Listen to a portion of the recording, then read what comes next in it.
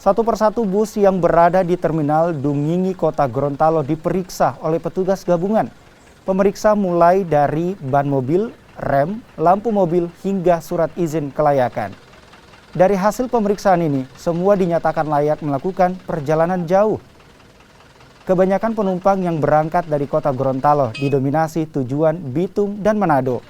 Meski saat ini arus mudik dari terminal ini belum mengalami peningkatan, namun diperkirakan peningkatan penumpang akan terjadi 3 hari jelang Idul Fitri.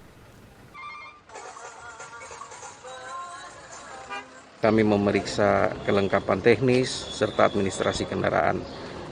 Juga tetap memeriksa protokol kesehatan karena himbauan dari pusat, arahan pimpinan, tidak ada penyekatan dan putar balik kendaraan. Untuk itu, kami memastikan bahwa kendaraan ini siap, awak kendaraan itu siap, sehingga perjalanan ini selamat dan aman.